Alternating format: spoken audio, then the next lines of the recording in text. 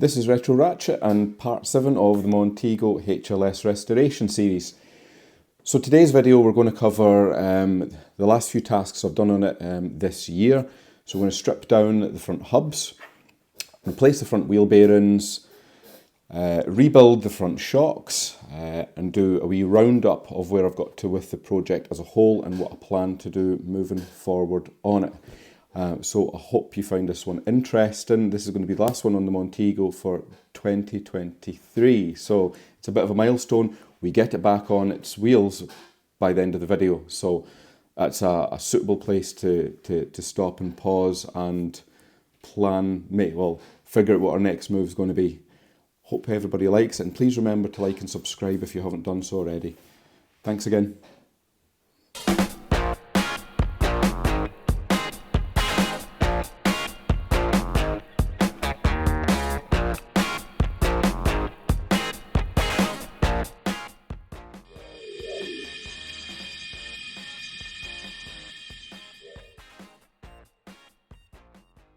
Right, next job, we're going to get these hubs stripped.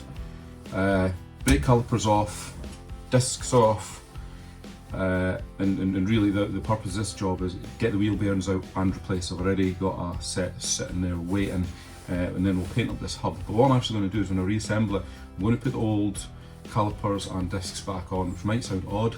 The reason being is I just need to get the car mobile at the moment so it can get kit in the garage. So, and anyway, it's probably going to stay off the road for another year, so there's no point in putting new calipers and discs and pads on for it just to sit around. So it's only a 2-minute job really once the car's running and on the road to do discs and pads. So we'll get stuck into these, so we go on.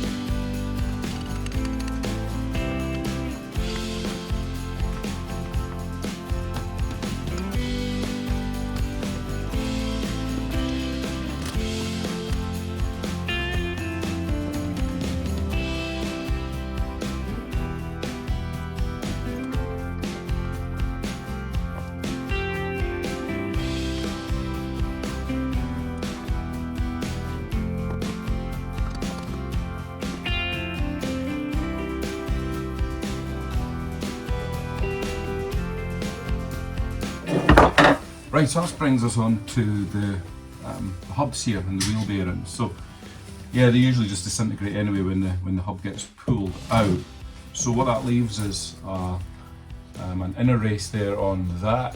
And what I've tended to do before is just to take a Dremel or something and just cut into that to weaken it. Get lots of heat on it and then it will eventually come off. A bit of a pain. And on these, the hub itself, you probably won't be able to see, but there's a couple of big clips there, so they need to be compressed inwards. There's one on both sides, and then you can knock the outer races out. So it's a bit of a fiddly job, but you do get there in the end.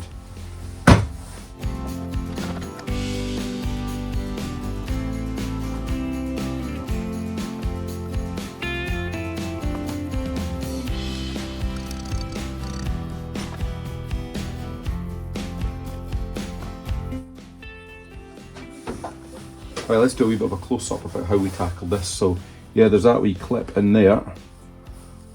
So what we'll do first of all is we'll get that cleaned up a wee bit, get some spray on it.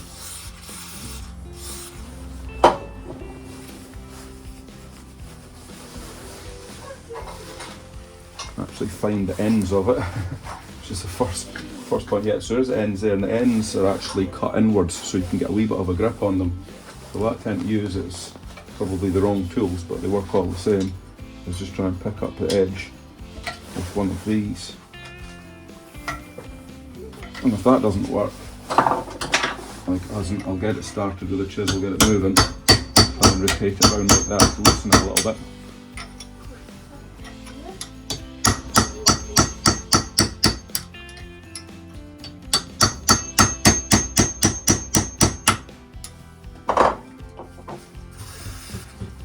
So it is moving a wee bit.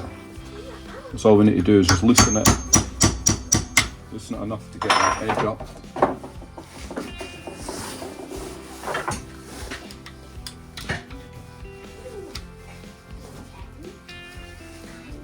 Which is sometimes easier said than done.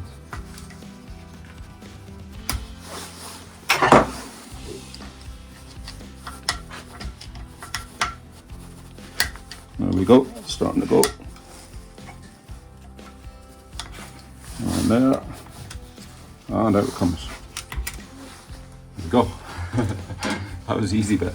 So now we'll need to get these knocked out now.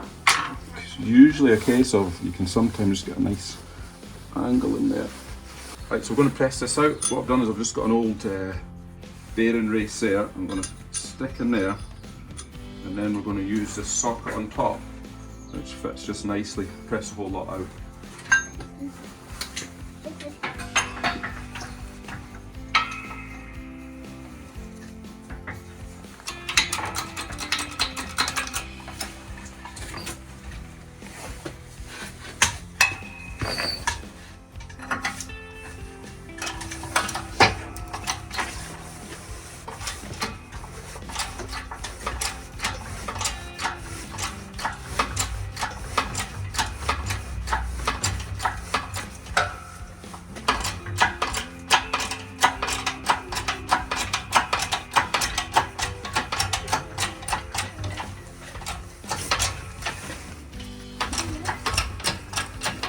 Seemed way too easy. There we go.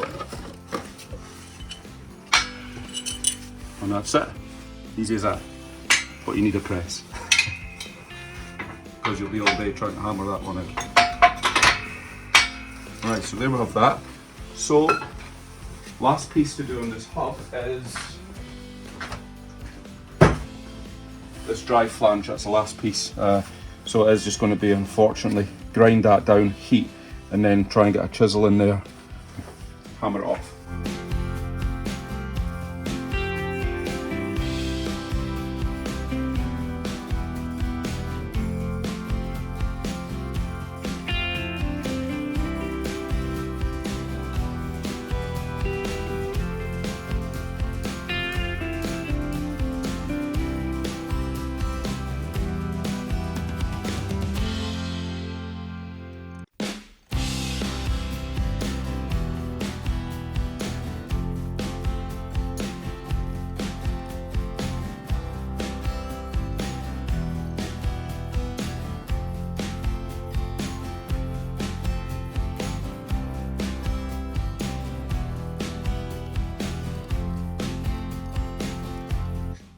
There we go. I'll be red hot, so I'll remember not to touch it. That's it. Done. Look at this hub. Right, and that's our drive flange cleaned up. So that's that one. Right, we'll crack on now and do the other side. Fingers crossed it goes as easily as this one. Right, here we've got a front suspension spring. So they're actually not in too bad condition. The springs, I mean, we don't know the performance of the shock, obviously. We do need new bump stops, which, as you can see, have disintegrated. That's quite common. I've actually ordered a set of them. They'll be there next week. They come with the bellows as well. So all you really need to do is take this screw off the top. It's just a wee cap there. Take a wee rubber mount there. There's a wee nut in there that you need to use one of these for to take off. So yeah, that just goes on there like that, and you just unscrew that. Normally you've also got a bearing inside there. I've already got the bearings, so I'll be swapping them over. So it's just a case of compressing the spring, taking the nut off, taking the bearing off, and then removing the spring. Something like this. This is the one I done earlier. And that's your rubber spring seats. They're various different sizes they come in, but we'll clean that up, make sure there's no tears. I do have some spares of that, and we'll do the same on the top and get all this cleaned up. Right, next job on the Montego is we're going to tackle these top mount bearings.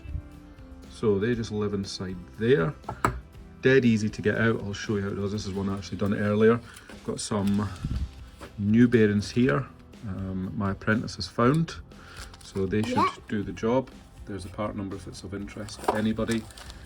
But it's a simple case of knocking them out and pushing the new ones in. So I'll show you how easy that is. Okay, so here's the one with the bearing still in it. So all I've done is just put that there, and just gently tap it out. And that's it, simple as that. That's just a wee nut that secures the top mount on to the strut. That's your bearing. Sounding a wee bit worse for wear, a wee bit noisy, but that's fine. So now we'll get the new one pressed in. I mean, quick comparison there, you know, they are identical, so that's good. Right, so we'll get started with that.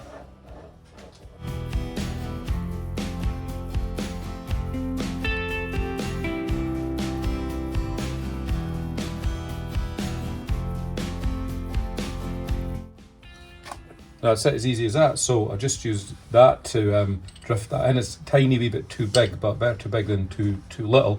And all it does is just allows me to just hammer it in round that outside face there without actually touching the bearing. So that's in now, and you can check it's seated in. If you look on that side, it's fully home where it needs to be. So crack on and do the other one. Okay, so some more bits and pieces have arrived for the front end rebuild. We've got our wheel bearings there. You'll probably notice these are single piece ones, so they're for the later hubs. We managed to source a second hand later hub. When we started there was a late and an early. The early one over here I damaged, so I think the consensus was just upgrade to the later one. The wheel bearings are more reliable in the single piece rather than the two piece ones. So we've got all that, so we'll get them fitted into there. We'll get the drive flange pressed on. These are back from powder coating today and look pretty spectacular, I think. So they're ready to go back on. These were just hand painted. These shocks, the rubber mounts, you know, the spring seats, we'll clean them up. They should probably be okay. I think I do have some spares in the loft off the Maestro, but we'll see what we got on with those ones. Obviously we've just done top mounts there, so that's fine. And what are we missing? Yes, we're missing, I've got a new set of these coming, the rubber bellows, and well, that was a bump stop. So bump stop and rubber bellow, they are on the way, so we're waiting on them. So obviously can't get the spring on until they arrive, but we can be getting on with that in the meantime. So I think looking pretty decent. Next job on the Montego, we're going to fit the front wheel bearings. So the plan with this is we've got some primer on the hubs. We've cleaned out inside where the bearing goes. You get these little circlips, so they just literally just fit inside there. You can just compress them with your hand, they're not that strong. So you put that on in the bottom, and then what we'll do is we'll get the bearing, and then we'll press it in like that. I'm going to use this to press it in with, which I'll show you in a minute. What I've done is I've just ground down the outside of this so it doesn't get jammed, but I've used this before. It has to just press in a little bit further into the hub, so that'll be fine. Then once you press that in, you put another one of these in that groove there on the top, and then that is the, so I'll show you how we're going to do it on the press. Right, so a bit of a balancing act on the press here, so we've got that underneath because the arms kind of get in the way. It's just a very small press that I've got. Obviously got the new bearing there, old outer shell there, and another piece of metal. So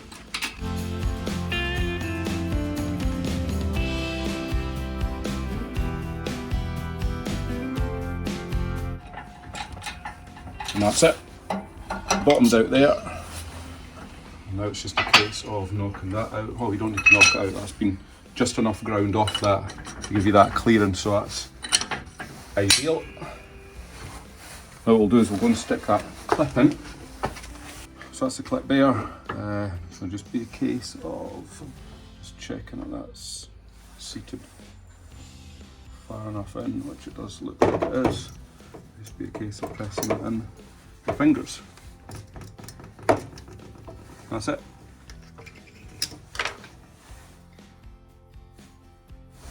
One more job to do.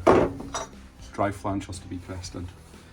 Right, so let's get back to the press. I'll show you how we do that. Right, so with this bit, get the drive flange sitting there. Put a wee bit of grease on it. Grease? Yeah, like we did. You gonna help? Tiny wee bit just round outside. That's it.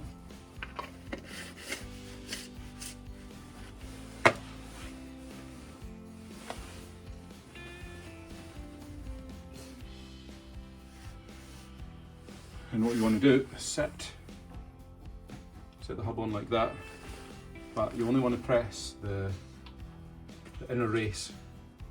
If you don't, you'll just split the bearing apart again.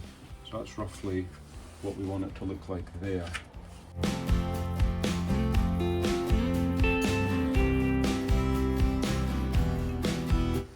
There we go.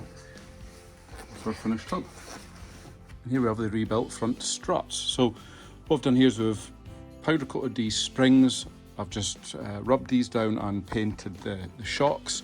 The original rubber mounts, which you probably can't see in there, oh you can see that one there. I've just cleaned them up, they weren't cracked, so I thought to reuse them.